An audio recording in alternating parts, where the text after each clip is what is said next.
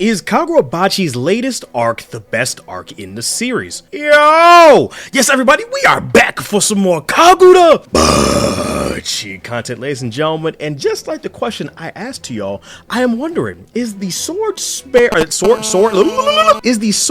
Assassination Arc the best arc that Kagurabachi has had so far?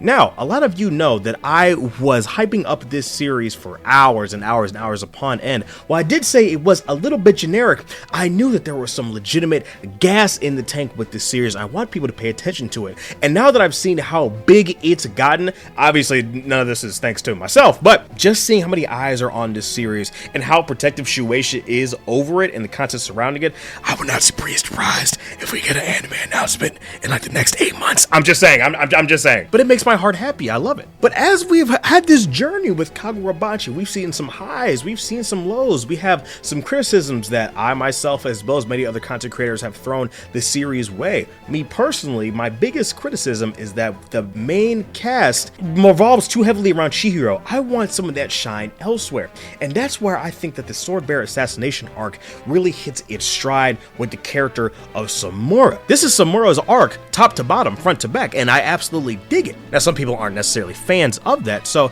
I wanted to kind of go through some highlights and some lowlights of the past couple of arcs in Kagurabachi and kind of see what you guys feel temperature-wise. As per usual, please make sure you leave a like and subscribe. We are on our way to 20,000 subscribers, and I would love to have you around. Make sure you hit the Discord in the description down below, and yeah. So with the first arc of Kagurabachi, the Sojo Arc, we are dove headfirst into the world of Kagurabachi. We get introduced to its power system. A lot of it is the introduction of the main cast, mainly Chihiro and Shiba up until this point, but then we kind of understand what the general premise is and just what it's going to be about. Nothing super complicated. It is a revenge story, but a lot of it is going through the content of Chihiro's character. Now, initially, Chihiro's character is a bit dry. He is a bit generic. He's a bit edgy. No one really cared about him too much. We all knew that he was a hurting child because they took his father away from him and he's on a revenge mission. But as we go through the series, we see more and more that this is almost a defensive mechanism for him and that he actually does not have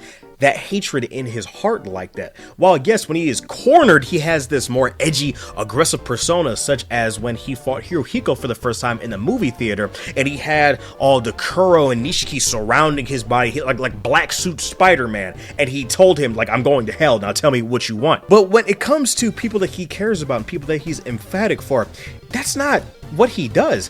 Such as Char. When he's introduced to Char, yeah, he thinks about giving her to an orphanage and feeding her, but then actually he drives her around, he gives her all these sweets, he vows to protect her, and you know, he curses and he's ashamed when he lets her get snatched by Sojo's gang. So some of Chihiro's best qualities didn't really shine up until the Rakuzaichi and the Sword Bearer Assassination arc, I will confess. I like Chihiro a lot, I genuinely do, but it wasn't until the Rakuzaichi that I really started to like him as a character.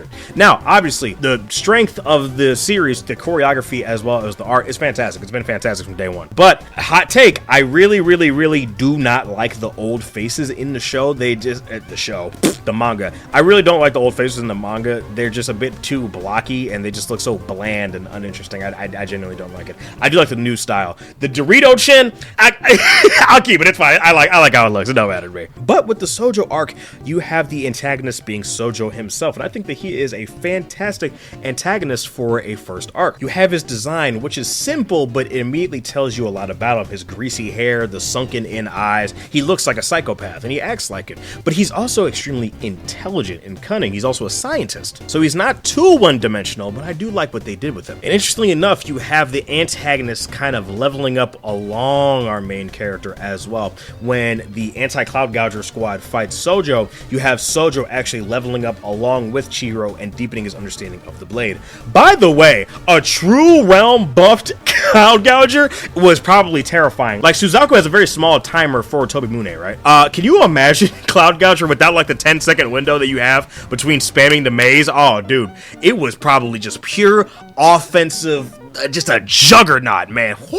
I hope we get to learn some more lore about the previous wielder of Cloud Gouger. I would love to see some extras or maybe on that. I don't know. Most likely when we get a war flashback, eventually it's going to happen. But Char herself was a very important part of the Sojo arc, and I miss her character. I think she brought some levity to the series, but again, this is a child being brought into the world of just nonstop violence. She's been tortured. She deserves some peace with Hanao. Where Hanao is, I don't know, but I would like to see her again. I know a lot of people have that same sentiment, so hopefully Hokuzono brings it in, but we do have a larger cast as we are in the Sword Bearer Assassination arc now. We have Hakuri, we have the Masumi, we have Iori, we have Samura, who might not die. I don't think he's gonna die. I hope not, but I don't know, we'll see. Now you do have some highlights, obviously the 12-second fight between Sojo, Chihiro. We have the Cloud Gouger squad versus Sojo, and then we also have Chihiro versus Sojo round 1. But before that, the fights aren't super interesting. I mean, Domo was just kind of like a JoJo villain, right? He was kind of like a villain of the week. He was okay. Then you have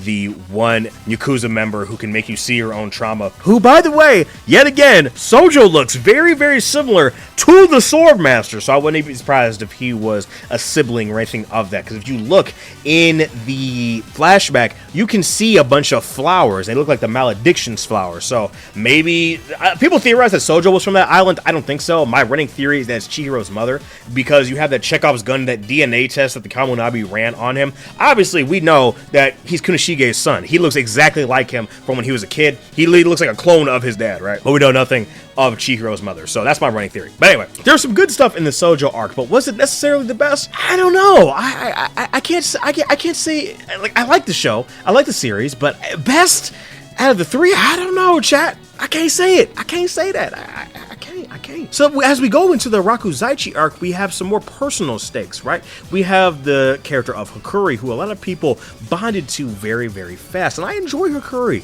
especially as not a foil to Chihiro, but a parallel, right? Chihiro had his dad, right? And he had all these fond memories. His dad was goofy, but the love that they had, right? Chihiro cherishes his paternal bond with his father. Hakuri didn't have this. He was violently abused by his family, and his father saw him nothing more as just a burden and a blight upon their family name. And so when Chihiro actually sees that the toe are just this family's weapons, and he actually looks and sees that Tenri blew himself up for a door that was already broken, he's disturbed. He's chilled to the bone. He's like, your father would do something like that to you? That's insane work! And then you have Hakuri, who's just surrounded by all of this tragedy around him. You had the young woman with ice powers who killed herself in front of him. You have the beatings by Saoya. By the way, Saoya is one of the most demented characters in this series, by the way. This man used jumper cables, a brick, and a potato peeler. A potato peeler, fam! Yo, yeah, you need to be put under the jail, bro. They need to put you in super hell. Yeah, right next to Big H, right next to him. But it's very entertaining for us as the audience to see that Hakuri is fully capable of forming a healthy relationship with somebody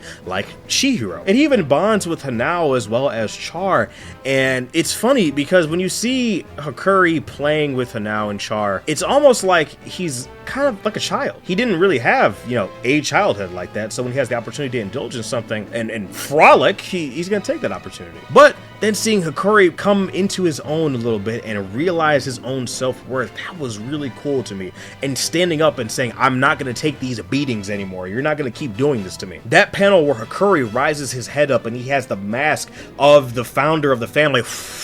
Yes, chat, yes! That was fire, I like that. And then you have the antagonist being Kiora. Now, Kiora is an interesting villain because he's more of a businessman, right? And you have this idea that there's three different things that you have with the sword bearers that are confronted with each arc. So in the first arc, you have Chihiro realizing just how dangerous these blades are. And then in the second arc, the Rakuzachi arc, you have him coming to realize that people will use and exploit this, and I can't tackle this on my own. I need help. I need outside help, which is why he ends up asking the Kamunabi to hire him on and actually place a seal on the Shinuchi. And then the Sword Bearer Assassination arc is about the guilt that the sword bearers actually feel regarding the malediction. But Kyora's interesting. I liked him. I don't know if I necessarily like him more than I like Hirohiko, for an example. And I do like Yuta a lot, but I probably will like him a lot more once we actually have some more screen time with him. But Sojo versus Kiora, I don't know. Let me know, chat. Let me know. I'm curious to see what y'all say. I think that Sojo is a bit more entertaining, but when Kyoru is possessed by the Shinuchi wielder, that was a fantastic moment. That was terrifying. Now, admittedly, I will say that the final battle against the Shinuchi wielder possessing Kyoru was not as entertaining as the 12-second fight between Sojo and Chihiro. I will tell you that. I definitely thought that fight was anticlimactic. I mean, Chihiro using Aka and Flame Bone, we don't see a whole lot of Hiyuki's abilities in this final fight as well. Just, I don't know. But I love the fact that, you know, Kyoru having the whole proceed, keep it going, because it's, you know, him trying to rationalize in his head, I ruined my relationships with all my kids. I became the worst possible father of this millennium. It has to mean something. It has to work. There's no way it doesn't. If it doesn't, I'm nothing.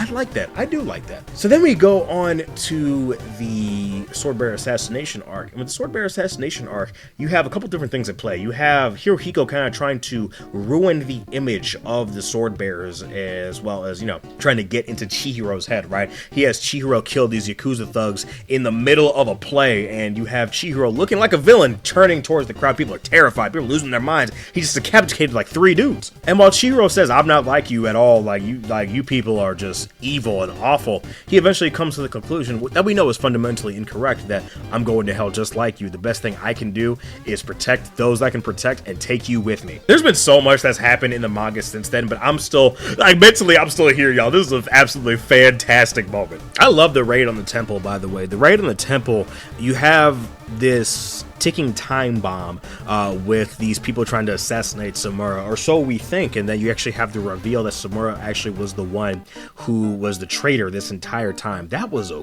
crazy reveal, especially for Chihiro's psyche, and you have so much of this internal turmoil within Chihiro within this 12 hours in universe, and when he finally sees Samura in person and he has to confront this idea that this hero he's revered for as long as he can remember meeting him is actually the person who has orchestrated all of this death, all of this just terrible, horrible things by letting the Hishaku get the blades. He freaks out mentally. He can't process it, and he has to scream out, I'll kill you, I'll do it. He's trying to convince himself that he can. And obviously, yes, he does get struck down. But then when it comes to the character of Samura, it's so interesting, because at first we think, oh my god, Samura's doomed us all. What are you doing? Like, this is insane. But then we have the backstory of he knew all this bullying that his daughter was going through, and he saw how much she was suffering. And while, yes, it does pain him as a father that she went through that, obviously any parent would want to spare their child from this. And then he gets word of the malediction. While it may not necessarily be true, it's a possibility. What Yuta said to him very well could have been a lie, but Samura at that point, Yuta found the perfect time to go and tell him this. Because if he had found Samura before, when his relationship with Iori was all hunky-dory and fantastic, Samura might have just kicked him out right there. But he found him at the perfect time when he was mentally weak enough to actually believe and let this seed of doubt creep into his consciousness. It's part of the reason why this arc is so strong to me, because we, like I said, we get that camera out of Chihiro's face, we pan it around. I want to see what's going on in the world around him. And so we understand Samura's motives and motivations. We understand that he wants to keep his daughter safe, and that he alone can bear the burden of what happened. And you have the twist that Yuta is back. Uraha is back. And then you have the reveal that Uraha is back. He actually didn't kill him. When he seemingly kills him and revives him with Suzaku, he's just separating their connection with the blaze. So they're dying, quote unquote, but they're actually freed from the Sword Bearer's curse. So Samura's actually not the bad guy here necessarily. Well, yes, it's boneheaded, and he did get people at the temple killed. It's actually it's a pretty decent plan. Again, this is assuming that Yuta doesn't have something in his back pocket, because we do know that he made a pinky promise with Samura, and Yuta is, you know, supposed to be a representation of the devil or Satan. I mean, just look at his eyes and just look at how he dresses. There's a specific. What am I thinking of? There's a specific book or something like that where the devil dresses just like this. I can't remember off the top of my head. Someone remind me. But I think Samura does a lot of the heavy lifting for the Sword Bearer Assassination Arc, and then you have Chihiro again throwing away that idea that I have all this hatred in me, and he's trying to save Samura the entire time, because he's trying to save his daughter's life as well. And you have Chihiro giving Iori the choice of, I can tell you everything that I know about your father and what happened, or we can just erase your memories and you won't remember a single real thing. And Chihiro is a very empathetic character, right? And he puts himself in Iori's shoes. He's like, would I want to know about the relationship that me and my father had, or will I just want to stay a bliss and stay safe? And he's like, you know what, me personally, I would take the risk, and I would at least want to know before I die. And Iori's a decent character. I think Iori is okay. A bit more screen time with her would be fantastic, but overall, I don't know. Chat, I definitely think that the Sword Bearer Assassination takes it. Again, all these arcs are decent to good, but man, there's something, just the Sword Bearer Assassination arc, and you have the character of Hirohiko as well, who his sexual trauma is directly reflected in how he views relationships. He sees Chihiro as a friend, but he has such an unhealthy attachment, an obsession with him, that when Chihiro, again, is just very indifferent, and when he's seemingly defeated in front of Chihiro's eyes, and Chihiro doesn't just looks at him like, I told you so, and doesn't give a second thought about him, he's just devastated. He breaks mentally.